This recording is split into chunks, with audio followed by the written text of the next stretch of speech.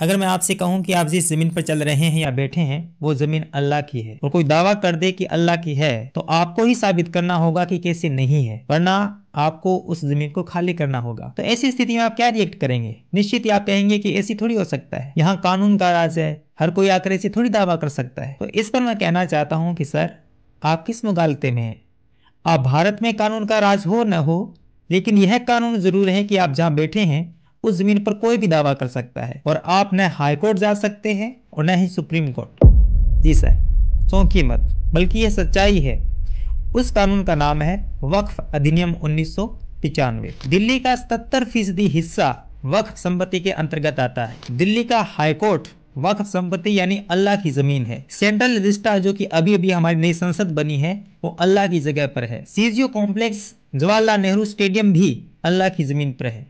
मुकेश अंबानी का घर भी अल्लाह की जमीन पर है। यही नहीं, 1500 साल पुराना मेनेदियावल्ली चंद्रशेखर स्वामी मंदिर भी अल्लाह की जमीन पर है, जबकि तब तो इस्लाम का जन्म तक नहीं हुआ था, लेकिन उनका दावा है तो है, कोई क्या कर सकता है। इस दृष्टि से बहुत संभव है कि आपका घर भी अल्लाह की जमीन पर हो और आपको बाजार मूल्य पर इसका किराया वगैरह भी देना पड़ सकता है। अब अगर कोई वक्फ बोर्ड का आदमी आकर आपके घर में आके कह दे कि ये जो घर है आपका, ये अल्लाह का घर है, तो आप इस देश की किसी भी अदालत में अपील नहीं कर सकते हैं। आपको साबित करना होगा कि उसने जो दावा किया है वो कैसे गलत है, और वह साबित करने की जगह भी वही है जो वक्फ बोर्ड ने तय की है, यानी उनका है ट्रिब्यूनल कोर्ट, जहां सारे पदाधिकारी इस्लाम की जानकारी होंगी, वहां आप अपना पक्ष रख सकते हैं।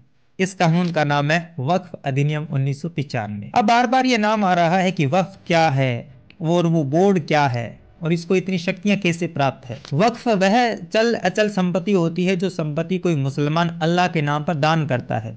इस दान में हर तरह की संपत्ति हो सकती है और इस संपत्ति के रखरखाव के लिए कुछ संस्थाएं काम करती है जिनको कहा जाता है वक्फ बोर्ड, जिसमें व्यवहारिक रूप से लगभग सारे पदाधिकारी मुसलमान और इस्लाम के जानकार होते हैं। ये जिस कानून के अंतर्गत क्रियान्वित होती है उस कानून का नाम है वक्फ अधिनियम 1995। अब जो संपत्ति अल्लाह के नाम कर दी जाती है वो हमेशा के लिए अल्लाह की हो जाती है, उसको कोई बदल नहीं सकता। कहा जाता है कि जो एक बार वक्फ हो जाता है वो हमेशा के लिए वक्फ हो जाता है। और ये बात सिर्फ बोर्ड की वेबसाइट पर ही नहीं लिखी हुई, बल्कि यह बात साल 1995 में सुप्रीम कोर्ट ने शब्दशः कही थी। यानी किसी ने कोई दान दे दिया, वह वक्फ बोर्ड के पास आने के बाद किसी और को उपहार नहीं दिया जा सकता, विरासत में प्राप्त नहीं किया जा सकता और नहीं बेचा जा सकता है। वक्फ का सारा खजाना अल्लाह का है और वह अक्षय है, जिसका उपयोग केवल शरिया कानून में जिस उद्देश्य की छूट है उन्हीं में किया जा सकता है, बाकी जगहों पर नहीं। अब यह खजाना भारत में कितना बड़ा है उसको एक एक करके सुनिए आप। भारत में सबसे ज्यादा जमीन रक्षा मंत्रालय के पास है,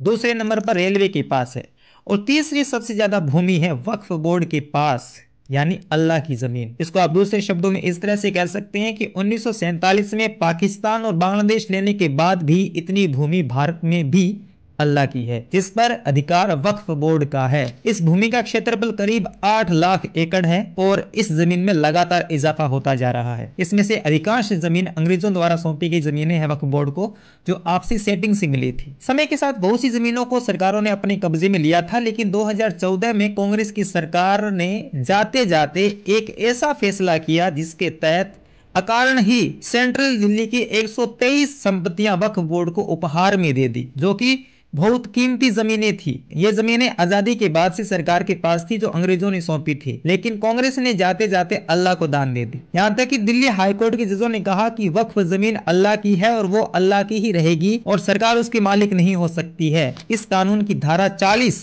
इस वक्फ बोर्ड को यह तय करने की शक्ति देती है कि आपकी जमीन आपकी है या नहीं है, और अगर वक्फ बोर्ड आपकी जमीन पर दावा करता है तो उस दावे को खारिज करने का कर्तव्य आपका है, उस बोर्ड का नहीं है। और जब तक आप उस दावे को गलत साबित न कर दें तब तक वह जमीन वक्फ की रहेगी, आपकी नहीं। अब ये साबित करने में आपको 10 साल लग सकते हैं, 20 साल लग सकते हैं। आप न कोर्ट जा पाएंगे न थाने, आप वक्फ बोर्ड के ट्रिब्यूनल में जाएं ये साबित करने के लिए कि सर आपने जो दावा किया है वो गलत है। लेकिन वक्फ बोर्ड के किसी अधिकारी के दावे के बाद वहां पर देश का कोई कानून नहीं लगता और इस ट्रिब्यूनल का जो फैसला होगा उसको कहीं चैलेंज नहीं किया जा सकता। हम मजिस्ट्रेट के फैसले को हाई कोर्ट में चुनौती दे सकते हैं, हाई कोर्ट के फैसले को सुप्रीम कोर्ट में चुनौती दे सकते हैं, सुप्रीम कोर्ट के फैसले को राष्ट्रपति तक के दरवाजे खटखटा के हम चुनौती दे सकते हैं, लेकिन इस ट्रिब्यूनल के फैसले को आप कहीं भी चुनौती नहीं दे पाएंगे।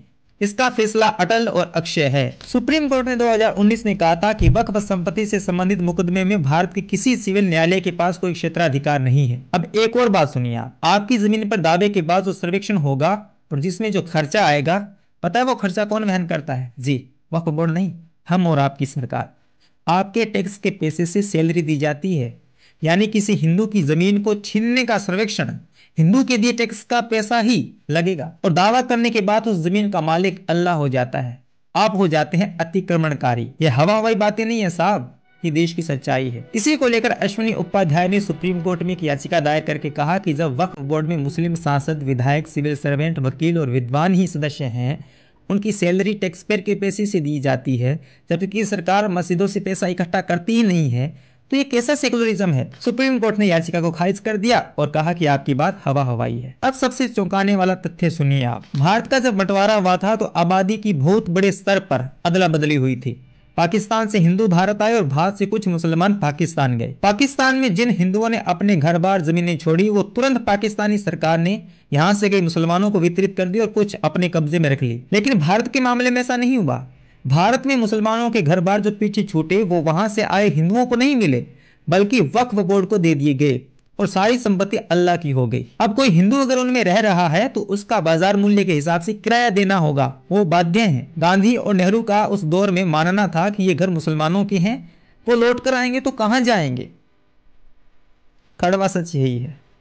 ऐसा कोई कानून हिंदुओं के लिए नहीं है। यहां तक कि उनके 1 लाख से अधिक मंदिर सरकार के कब्जे में है और उनसे होने वाली आय सरकार के खाते में जाती है। ऐसा कानून न सिखों के लिए है, न ही ईसाइयों और बौद्धों के लिए। यहां तक कि ऐसा कानून तुर्की, सूडान, मिस्र में भी नहीं है, जहां पर मुसलमान बहुसंख्यक है। यह कानून आपके भारत देश में है, जो इस सेकुलरिज्म को अपने कंधों पर ढोए जा रहा है, जिसका दायित्व सिर्फ हिंदुओं पर है। इस बात के उदाहरण ये कुछ अधिनियम बताते हैं।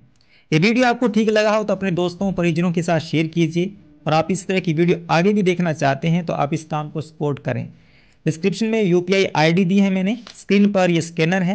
वीडियो पॉज करके आप स्क्रीनशॉट ले सकते हैं और आप मुझे सपोर्ट कर सकते हैं। चैनल पर ये कंटेंट आपको बढ़िया लगता है तो आप सब्सक्राइब के बारे में भी सोच सकते हैं, और सब्सक्राइब कीजिए, क्योंकि बहुत से ऐसे मित्र हैं जो बिना सब्सक्राइब किए हुए देख रहे हैं। तो ज़रूर आप ये सब्सक्राइब वाला बटन दबाइए, इससे आपका कोई नुकसान नहीं है और हमें काफ़ी फ़ायदा होता है। बहुत बहुत शुक्रिया।